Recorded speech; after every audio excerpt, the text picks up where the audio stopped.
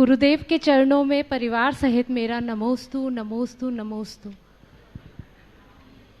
गुरुदेव, मेरा प्रश्न है कि मृत्यु में अकाल मृत्यु और एक मृत्यु जो हम हमारी आयु लेकर आते हैं, इन दोनों में अंतर, अकाल मृत्यु और मृत्यु का आप थोड़ा सा समझाओ। देखिए, मृत्यु तो मृत्यु है। हमने पूरी आयु की तो उसे सामयिक मृत्यु कहते हैं, और बीच में चले जाएं तो असामयिक मृत्यु या अकाल मृत्यु हो जाती है। तो मृत्यु दोनों। अब रहा सवाल, इन दोनों मृत्यु का रूप क्या होता है। सामान्य मृत्यु सामयिक मृत्यु कहलाती है, और दुर्घटनावश होने वाली मृत्यु को अकाल मृत्यु कहा जाता है।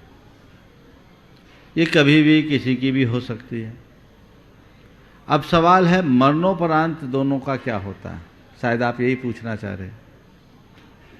तो सामान्य मृत्यु से व्यक्ति अपने अंतिम क्षणों के परिणामों अनुरूप भावी गति को प्राप्त करता है, और अकाल मृत्यु भी हो तो अकाल मृत्यु में भी व्यक्ति सद्गति का पात्र हो सकता है। ऐसा जो कहा जाता है कि अकाल मरण से व्यक्ति की दुर्गति होती है, पूरी तरह आगम के अनुकूल नहीं है। आगम में तो ऐसा बताया है कि अकाल मरण करने वाले अनुत्तरोपवादिक होते हैं, अनुत्तर विमानों में उत्पन्न होते। प्रत्येक तीर्थंकरों के तीर्थ काल में 10 द्वादशांग में एक अंग है अनुत्तरोपवादिक 10, और अंतकृत 10 जो अकाल में अपनी आयु को खपाकर मोक्ष जाते। तो ऐसी धारणा ठीक नहीं है कि किसी की अकाल मृत्यु हुई है तो उसकी दुर्गति हुई। अगर उस समय उसके परिणाम अच्छे हैं तो सद्गति का भी पात्र हो सकता है। हाँ, एक बात जो विशेषतया सबको जानने की है वो ये है कि वैदिक परंपरा में अकाल मृत्यु को अच्छा नहीं माना जाता, और उनके कथनानुसार अकाल मृत्यु होती है तो वो अपनी बची हुई आयु प्रेत बनकर भोगता है। मान लीजिए किसी की 60 वर्ष की आयु थी और 20 वर्ष में मर गया, तो जो उसके 40 वर्ष की आयु बची, वो 40 वर्ष की आयु वो प्रेत योनि में भटकेगा, इसलिए वहाँ उसे अच्छा नहीं माना जाता। पर जैन धर्म के अनुसार ऐसा नहीं है, क्योंकि अगर उसकी आयु बची है तो मर ही नहीं सकता। आयु खये न मरणम, एक परमाणु भी आयु का बचा है तो नहीं मर सकता। तो महाराज ये अकाल मृत्यु, वो 20 वर्ष में 60 वर्ष की आयु खपा लेगा। ओवरफ्लो हो गया, टंकी में पानी भरा है, फुल टैंक है, 2000 लीटर है, ठीक से चले तो ठीक से काम में आएगा, और कोई टोटी खोल करके छोड़ दे या उसकी नल को ही निकाल दे तो तुरंत ख़त्म हो जाएगा, और टंकी भ्रष्ट हो जाए तो पल में ख़त्म। तो सामान्य क्रम से आयु अगर झरती है तो अपनी पूरी आयु होती है, और असामान्य स्थिति में आयु खपती है तो व्यक्ति असमय में मरता है, लेकिन आयु को भोग कर ही मरता है। ये जैन धर्म का कथन है। बीमारी से भी तो एक दुर्घटना ही है ना, तो बीमारी से भी मरा है तो वो कुगति में जाएगा ऐसा मत सोचना। उस समय उसके भाव जैसे हों वैसा होगा, वो सद्गति का पात्र हो सकता है। इसलिए तन की चाहे जो हालत हो, मन को संभाल कर रखो, इसी में उत्थान। नमोस्तु गुरुदेव। गुरुदेव, मेरा प्रश्न ये है कि अगर हम भावना भाएं कि मेरे साथ सब अच्छा होगा, ये पॉजिटिव थिंकिंग है, बट अगर मैं भावना भाऊं कि मेरे साथ कभी गलत नहीं होगा, ये एक ओवर कॉन्फिडेंस है। तो भावना कैसी भाएं कि हम कॉन्फिडेंट बने, ओवर कॉन्फिडेंट ना बने। बहुत अच्छा। हम अगर ये भावना भाते हैं मेरे साथ सब अच्छा होगा तो पॉजिटिव है, और मेरे साथ गलत नहीं होगा, बात बिल्कुल सही है। हमें भावना भानी चाहिए, अच्छी भावना भानी चाहिए, आत्मविश्वास भी रखना चाहिए, पर अति विश्वास कभी नहीं रखना चाहिए। हम हमेशा ये भावना भाएं कि हम अच्छा करें और अच्छा हो। सब अच्छा होगा ये सोचना चाहिए, पर मुझसे गलत नहीं हो सकता ये सोचना ठीक बात नहीं है, क्योंकि इस ओवर कॉन्फिडेंस वाले लोगों की हालत कई बार बहुत ख़राब हो जाती है। हमें ऐसे हालत से बचना चाहिए। नमस्ते गुरुदेव। गुरुदेव, लगभग 4 या 5 साल पहले पापा मम्मी आपसे जुड़े और उन्हीं के कर्मों से या पुण्य के उदय से ये हमें सौभाग्य मिला कि हम आपसे जुड़े और आपको गुरु माना। गुरुदेव, आपने हमेशा कहा है कि रिचुअल से पहले स्पिरिचुअल बनो, तो कहीं ना कहीं गुरुदेव मेरा आपके प्रति श्रद्धान और जो समर्पण है, ऐसा ही समर्पण भगवान के प्रति कैसे हो? देखो, बहुत अच्छा सवाल किया है कि जैसा समर्पण गुरु के प्रति है वैसा ही भगवान के प्रति कैसे हो। मैं एक ही बात पूछता हूँ, गुरु के प्रति समर्पण क्यों है? आप मार्गदर्शन देते हैं, वात्सल्यता है। बस जैसे तुम्हें गुरु में जीवंतता दिखती है, जिस दिन भगवान में जीवंतता दिखने लगेगी अपने आप समर्पण हो जाएगा। समझ गए? और ये हमेशा सोचो कि मेरा अंतिम आदर्श तो यही है, मुझे पहुंचना वहीं है, तब रास्ता खुले। नमोस्तु महाराज श्री, नमोस्तु समस्त खुरई जैन समाज की ओर से नमोस्तु महाराज श्री। महाराज जी, मेरा प्रश्न यह है कि वर्तमान के प्रतिकूल समय में हम अपने कुलाचार का पालन कैसे करें? आज समाज में अनेक कुसंगतियाँ उत्पन्न हो रही हैं, तो उससे हम लोग कैसे बचें? देखिए, बात सही है। वर्तमान का जो माहौल है, ऐसे माहौल में कुलाचार के साथ जीने वाले लोगों के सामने कई तरह की व्यवहारिक कठिनाइयाँ उभरती हैं, लेकिन ऐसा नहीं है कि वो उसे निभा नहीं सके। अगर मन में दृढ़ता और विश्वास हो तो व्यक्ति हर प्रकार की स्थिति को ठीक तरीके से निभा सकता है, और न केवल निभा सकता है अपितु अपनी एक अलग छाप भी स्थापित कर सकता है। सबसे पहली बात, जो हमारा कुलाचार है, हमें चाहिए कि हम उस कुलाचार को खुद आत्मसात करें और उसके साथ जुड़े हुए विज्ञान को जोड़ें। जैसे एक हमारे कुलाचार में मद्य मांस मधु के त्याग का विधान है, और मद्य मांस मधु के त्याग की बात तो आज सब कहते हैं, विज्ञान भी कहता है कि ये कतई हमारे अनुकूल नहीं है, इसलिए इससे हमें हमेशा बच के रहना चाहिए। जो चीज़ें हमारे अनुकूल नहीं है हमको उसका परित्याग करना चाहिए। तो आज व्यसन मुक्ति के लिए ढेर प्रकार के उपाय किए जाते हैं, तो क्यों ना हम कुलाचार के रूप में जो हमारे लिए घुट्टी में कहा गया मद्य मांस मधु के परित्याग का संकल्प लेने के लिए, तो हम संकल्पित होकर के अपने जीवन के क्रम को आगे बढ़ाएं। रात्रि भोजन के परित्याग की बात है जो हमारे स्वास्थ्य के लिए बहुत अच्छी है। जो लोग आज रात्रि भोजन का त्याग करते हैं उनको कई बार लोगों के द्वारा बहुत तरह की फप्तियाँ सुननी पड़ती है, लेकिन नहीं, उन्हें तो और गर्व होना चाहिए, इसका गौरव होना चाहिए कि मैं जो कुछ कर रहा हूँ वो अच्छा कर रहा हूँ। और ऐसे लोगों के लिए जो लगता है, जिन्हें लगता है कि आज हम इनका निर्वाह नहीं कर सकते, उन्हें अक्षय कुमार के उस क्लिप को देखना चाहिए और दिखाना चाहिए। आप लोगों ने भी देखा होगा, 2016 में उनकी वो क्लिप बहुत वायरल हुई, जिसमें उन्होंने कहा, अक्षय कुमार जो एक सुपर स्टार है, उन्होंने कहा हम शाम को 6:30 बजे के बाद जल भी ग्रहण नहीं करते, है ना? क्या वो मॉडर्न नहीं है? क्या वो आधुनिक नहीं है? है ना? और उन्होंने बहुत अच्छे से कहा ये हमारे शास्त्रों में लिखा है और हमारे सेहत के लिए अनुकूल है। उनका बहुत अच्छा तर्क था कि रात में जब हम सोते हैं तो हमारी पूरी बॉडी रेस्ट पे होती है, पर खा करके सोते हैं तो बॉडी को तो रेस्ट मिलता है, पेट को रेस्ट नहीं मिलता, हमें पूरे शरीर को रेस्ट देना चाहिए, ये उन्होंने कहा।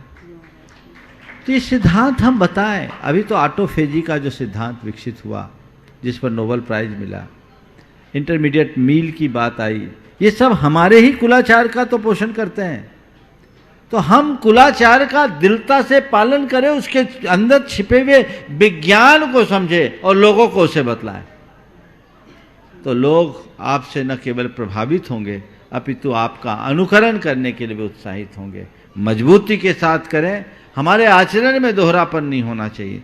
रात्रि भोजन के त्यागी आलोचना के पात्र बनते हैं, कब बताऊं?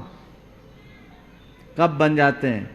जितने रात्रि भोजन के त्यागी हैं वे आलोचना के पात्र कब बनते हैं? जब रात्रि में भोजन तो नहीं करते पर फलाहार को फुल आहार बना लेते हैं। अभी सब लाइन में लगे मिलोगे, तुम्हें कैंटीनों में जाकर देखोगे तो सब, जैसे इनमें पाप नहीं। एक बार एक बच्चे ने मुझसे पूछा, महाराज रोटी खाने में पाप है, कलाकंद खाने में पाप नहीं है क्या? ये बात समझने की है, समझ गए? तो हम क्या कर रहे हैं हमें जानने की जरूरत है। हमने रात्रि में छोड़ा तो सब छोड़ा, तब देखो लोग तुम्हें कितना आदर देंगे, और वही तुम्हारे सेहत के लिए भी अनुकूल होगा और वही धर्म सम्मत होगा। रात में खाना तो छोड़ दिया और आसक्ति नहीं छोड़ा, तो क्या मतलब? ये फलाहार तो मैं कहता हूँ भोजन से भी खराब है, क्योंकि जो फलाहार के रूप में आप लोग खाते हो वे सब कोलेस्ट्रॉल बढ़ाने वाली है, सब तली फली चीज़ें हैं, और या तो जमीकंद है जो दिन में भी खाने के अयोग्य है। जो दिन में खाने योग्य नहीं उन्हें रात में क्यों खाओ? इसलिए मैं सभी से कहना चाहता हूं, अपने मन को मजबूत बनाओ। जिन्हें तुम अपने गुरु के रूप में पूछते हो वो पूरा जीवन एक वक्त खा करके बिता सकते हैं, तो क्या तुम दिन में खा के जिंदा नहीं रह सकते? मन में संकल्पित हो जाओ, मुझे नहीं लेना, नहीं लेना।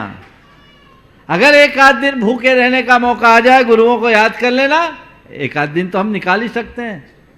और यदि कदाचित लेना भी पड़े तो फलाहार क्या है, अब वंदना करके आए, आते आते रात हो गई, अब तकलीफ हो रही है, चलो कोई बात नहीं, एक केला खा लो, सेब खा लो, एक गिलास दूध पी लो, काम खत्म। रात में प्रोसेस की हुई चीज़ मत खाओ, लाइट फूड लो, वो भी मजबूरी में लो, थोड़े से ड्राई फ्रूट्स भी खा लो, पेट को आधार दे दो, सवेरे फिर अपन अपना काम करेंगे। ये है रात्रि भोजन के त्याग का सही रूप। ऐसा सोचना कि फलाहार तो चलता है, पता नहीं आजकल तो कई जगह मैंने देखा है फलाहार के नाम पर इतने आइटम हो जाते हैं, तो आहार ही हो जाता है। मैंने पहले बोला फुल आहार, ये ठीक नहीं है। इसलिए आचरण में दोहरापन कभी मत होने दीजिए। अपना आचरण ऐसा रखिए जो सबके प्रशंसा का पात्र बनाए। ऐसा आचरण कतई मत रखिए कि आपको आलोचना का शिकार होना पड़े। महाराज जी के चरणों में सकल जैन समाज जबलपुर एवं गौसलपुर की तरफ से बारंबार नमोस्तु नमोस्तु नमोस्तु। महाराज श्री गौसलपुर गौशाला के लिए हम लोग क्या ऐसा कर सकें जो पूरे देश के लिए एक आदर्श एवं स्वावलंबी गौशाला का रूप ले, आप मार्गदर्शन दें महाराज। देखिए, मुझे बड़ी प्रसन्नता है कि तुम युवाओं ने खुद आगे होकर एक गौशाला की सेवा करने का बीड़ा उठाया है। गौसलपुर जबलपुर शहर से लगभग 30 किलोमीटर दूर, और 30 किलोमीटर की दूरी पर जाकर के ये बच्चे सेवा का संकल्प लिए हैं। मेरा आशीर्वाद है कि तुम लोगों की ये सेवा साकार है। निश्चित राष्ट्रीय राजमार्ग पर होने के कारण वहाँ नियमित मवेशी घायल होते हैं, दुर्घटनाग्रस्त होते हैं, और उनकी सेवा का आप लोगों ने जो उपक्रम किया है बहुत श्रेष्ठ उपक्रम है। ये महान पुण्य का कारण है। मेरा आशीर्वाद है, ऐसे ही लगे रहो। और मैं पूरे आसपास की समाज को कहता हूँ, इन बच्चों का हाथ मजबूत करते रहो और ऐसी गौशाला बनाओ जो पूरे इलाके में एक आदर्श बन सके। गुरुवर के चरणों में हम सपरिवार का सादर प्रणाम, दंडवत प्रणाम। मेरा प्रश्न गुरुजी ये है कि मेरी रुचि इतिहास में रही है और मैं इतिहास की शिक्षिका भी हूँ, तो मैं यह जानना चाहती हूँ कि जो 24 तीर्थंकर हैं उनमें से 20 तीर्थंकरों ने यहाँ पे मोक्ष प्राप्त की है, तो इस स्थल की ऐसी क्या विशेषता है या तीर्थंकरों की क्या ऐसा दर्शन है कि उन्होंने इसी स्थल को मोक्ष के रूप में चुना? बहुत अच्छी बात है। निश्चित ये हमारा एक शाश्वत तीर्थ है। जैन आगमों के अनुसार 2 स्थल शाश्वत हैं, एक अयोध्या और एक श्री सम्मेद शिखर। अयोध्या में तीर्थंकरों का जन्म होता है और सम्मेद शिखर से उनका निर्माण। इस धरती को बड़ी पावन धरती के रूप में जाना जाता है। सारी धरती तहस नहस होगी, पर भगवान के जन्म और निर्वाण का स्थान सुनिश्चित है अनादि से। ये काल का दोष है कि 24 में से 20 गए। हमारे आगमों के अनुसार अतीत में तो 24 में से 24 ही यहीं गए हैं और भविष्य में भी 24 के 24 यहीं से मोक्ष जाएंगे। इसी तरह अयोध्या भगवान ऋषभदेव की सहित अन्य अनेक तीर्थंकरों की जन्मस्थली है। कई तीर्थंकरों का इस बार अन्यत्र से भी जन्म हुआ, लेकिन जन्म की स्थली होने का पुण्य अयोध्या को ही है। अब आपने पूछा इसकी विशेषता क्या है। मैं इसे एक विशेषता के रूप में तो नहीं कह सकता, पर इसे नियोग मानता हूं। हर धरती का अपना कोई नियोग होता है, ये अनादि से नियोग है। तो वहां जन्म होना, पूरे भारतवर्ष में विचरण करना और यहां से निर्वाण होना, ये एक नियोग। नमोस्तु महाराज। महाराज जी, सकल दिगंबर जैन समाज शहपुरा का बारंबार नमोस्तु नमोस्तु नमो। महाराज श्री, हम 18 से 25 साल के युवा, करीब 40 युवा लगातार कुछ वर्षों से स्वाध्याय कर रहे हैं, पूजन अभिषेक निरंतर करते हैं प्रत्येक दिन। और हम आसपास के कुछ गांव है जैसे चरगुआ है, सहजपुर है, इनमें भी हमने ये स्वाध्याय की परंपरा चालू करा दी है। और हम इसको आगे कैसे आगे बढ़ाएं महाराज श्री की आसपास के जितने भी गांव हैं, क्षेत्र हैं, वहाँ पे भी युवाओं में ये जोश आए और ये संकल्प लें कि स्वाध्याय में आगे बढ़े महाराज श्री, ऐसा मार्गदर्शन। एक बार जोरदार करतल ध्वनि से।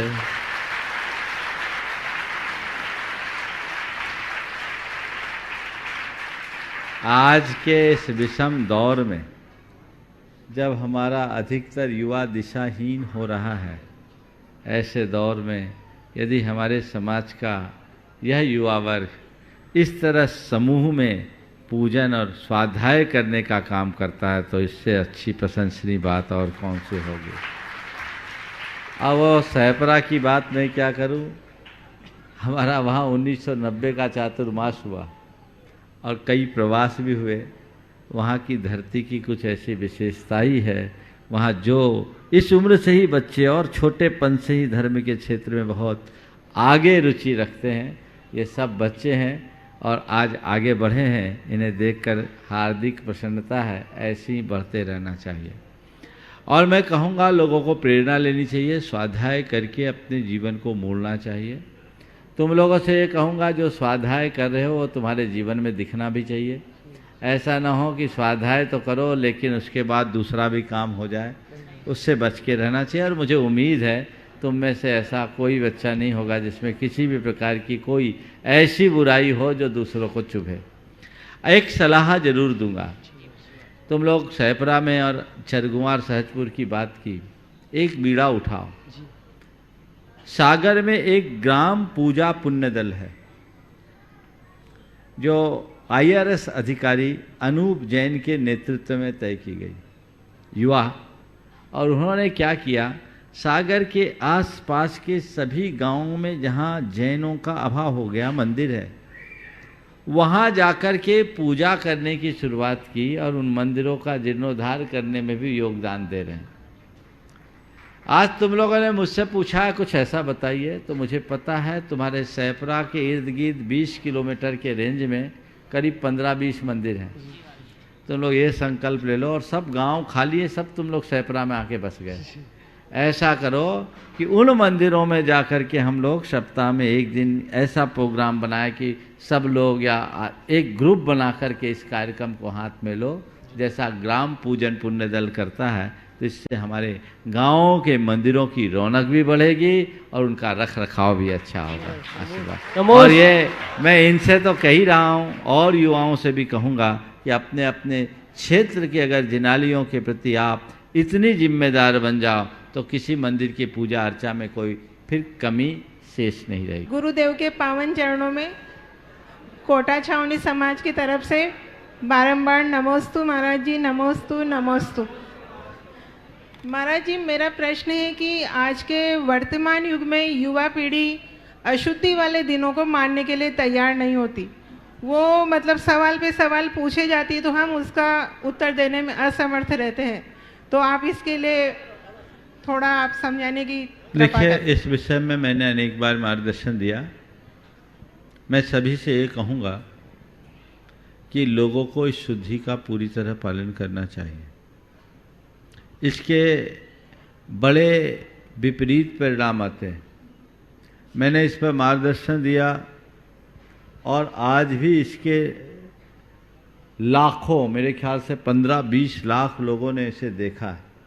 यूट्यूब में है, विस्तार से मैंने कहा है। और उसमें बहुत सारे महिलाओं के पहले कमेंट्स ऐसे भी आए कि हम पहले अशुद्धि का ध्यान नहीं रखते थे, अब ध्यान रखने लगे, तब से हमारे जीवन में बहुत बड़ा परिवर्तन आया।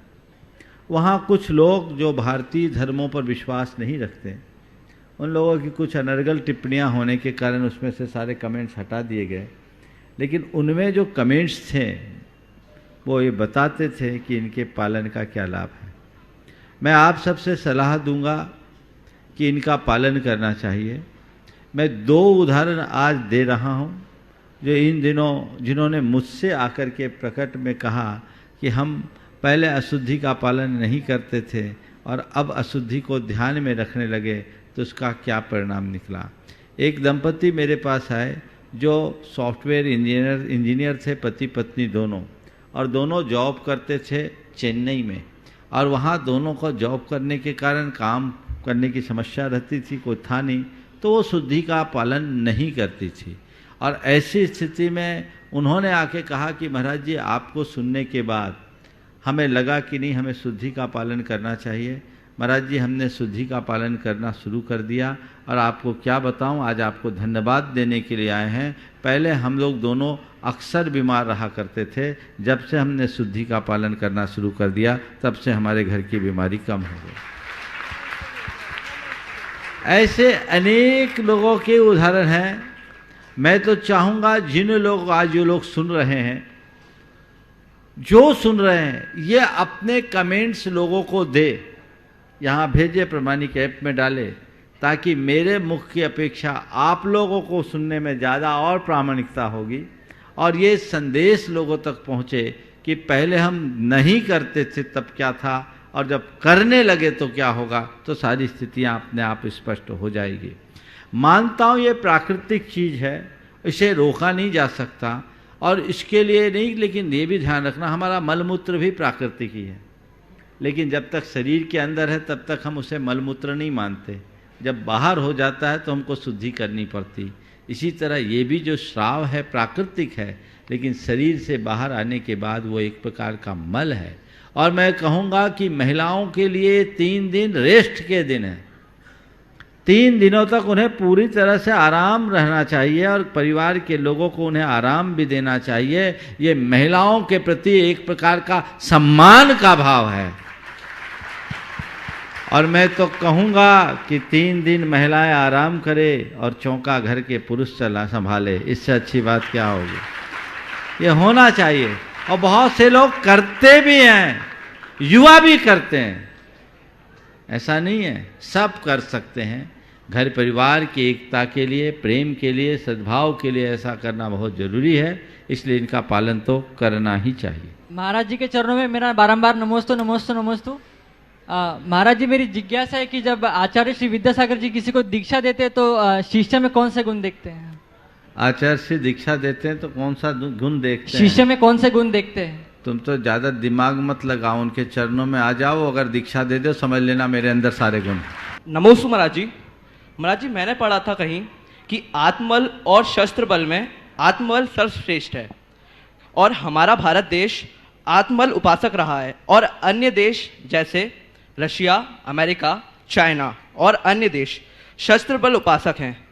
तो हमारा देश जो सर्वश्रेष्ठ बल यानी आत्मबल का उपासक है, तो बाकी देशों की तुलना में भारत देश इतना पीछे क्यों? बहुत अच्छा। सबसे पहले तो मैं इन तीनों बच्चों की बात करूंगा। ये तीनों बच्चे इसीलिए आए कि महाराज श्री के चरणों में जाने के बाद हमें पक्का जैन बनना है। अरे महाराज, आप आशीर्वाद दो, हमको व्रत दो, अष्टमूल गुण दो, हम 7 व्यसनों का त्याग करना चाहते हैं। और अपनी इच्छा से इन्होंने अपने बाल मुड़वा लिए, मैंने नहीं कहा बाल मुड़वा। बोले नहीं महाराज, आज हमें जैन धर्म की दीक्षा लेनी है, ऐसा अभी हम जन्म से जैन बने हैं, अब कर्म से जैन बनने का भाव रखते हैं। मुझे बहुत अच्छा लगा, मैंने आशीर्वाद दिया। ये भाव हर व्यक्ति के मन में होना चाहिए। जन्मना तुम जैन बन गए, पर इससे बहुत बड़ा लाभ नहीं। लाभ तब होगा जब कर्मणा जैन बनोगे, और जो कर्मणा जैन बनता है वही एक दिन चल करके जिन बनता है। हमारा लक्ष्य तो वही है।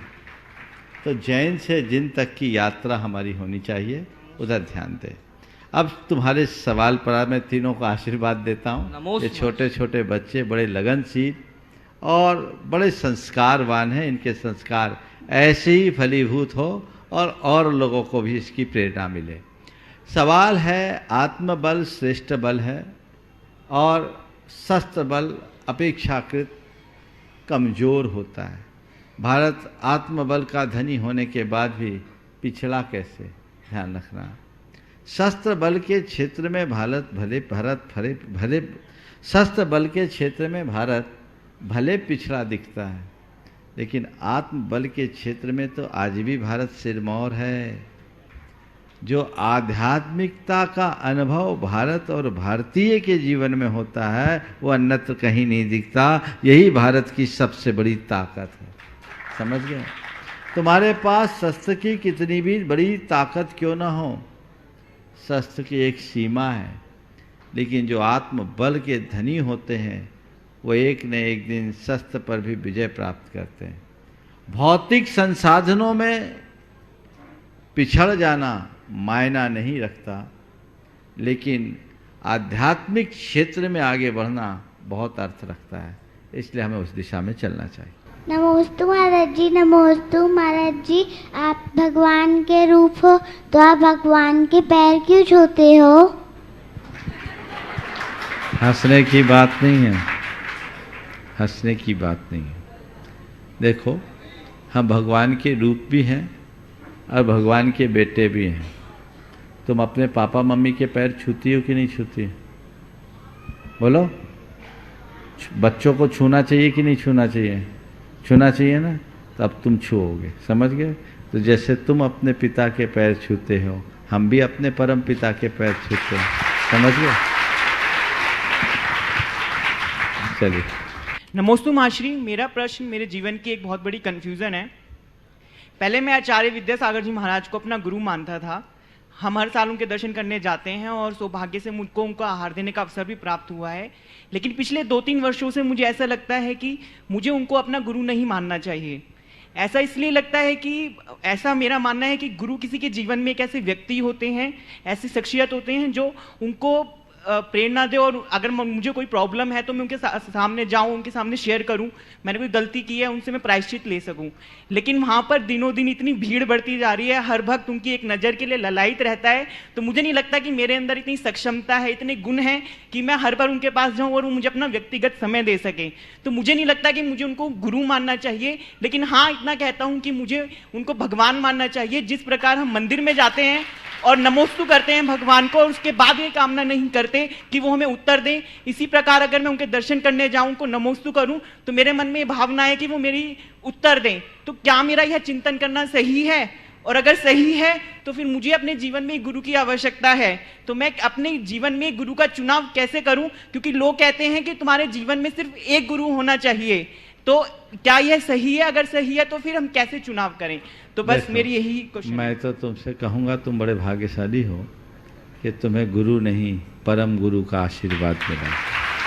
समझ गए? रहा सवाल गुरु से प्रेरणा पाने की, तो मेरी राय में गुरु से जितनी मुखर प्रेरणा हमें मिलती है, उससे कहीं ज़्यादा मूक प्रेरणा काम करती है। गुरु से हम अपनी बात कह कर के जो चीज़ें सीख सकते हैं, अगर हमने गुरु को अपना आदर्श बना लिया तो उनको देख कर उससे 1000 गुनी बातें सीख सकते हैं। लेकिन महाश्री, उसके लिए शिष्य में भी तो वो गुण होना चाहिए ना। वहीं आ रहा हूँ। हमने अगर गुरु को गुरु के रूप में स्वीकार लिया और उसकी मूरत अपने हृदय में बिठाल दी, तो ये सवाल ही नहीं आना चाहिए। ये सवाल आ रहा है तो लगता है कहीं न कहीं हम कमज़ोर हैं। अभी मेरी श्रद्धा की वेदी में वो जिसे मैंने गुरु के या भगवान के रूप में जाना, उन्हें बिठाया ही नहीं है। पहले बिठाल दो। और गुरु को पाने के पहले स्वयं के भीतर शिष्य को जन्म देना जरूरी है, खुद को शिष्य बनाना जरूरी है। अगर मैं शिष्य बन गया तो गुरु का सामने होना कोई जरूरी नहीं है। तुम लोग तो भाग्यशाली हो, चाहे जब जाके दर्शन भी कर लेते हो। हम लोगों को तो वर्षों हो जाते, 19 वर्ष बाद मिला और इस बार भी योग नहीं बन पाया। मैं तो तैयार था, लेकिन चूंकि उधर से जब मैं आया था, पता थोड़ी था कोविड होगा। इधर के 3-4 पंच कल्याणकों का आशीर्वाद लेकर के आया। अब गुरु जी कहते पहले जो आशीर्वाद लेके आए वो काम पूरी कर लो। तो योग की बात है, तो चाह करके भी नहीं जा पा रहे, पर क्या वे हमारे लिए प्रेरणा नहीं है? उनसे हमें नित्य प्रति प्रेरणा मिलती है। मैं तुम्हें और तुम्हारे जैसे अन्य लोगों को ये कहना चाहूँगा, भीड़ तो बढ़ती है, बढ़ती ही जाएगी। यहाँ तो फिर भी पास पहुँच जाते हो, भगवान के तो इतने निकट भी जाने की गुंजाइश नहीं है। और बिल्कुल वो उसी दिशा में बढ़ रहे हैं, दिनों दिन और कम होगा। लेकिन उन्हें अपने हृदय में अगर तुमने बिठाल दिया, जब आंख बंद करोगे गुरु का सानिध्य पाओगे, और न केवल सानिध्य पाओगे, उनसे वह प्रेरणा भी पाओगे जिनकी तुम्हें अपेक्षा है। तो गुरु के सानिध्य और गुरु से प्रेरणा पाने के लिए पहले हृदय के आसन में बिठाओ तो सही। जब तक बैठाओगे नहीं तो काम कैसे चलेगा?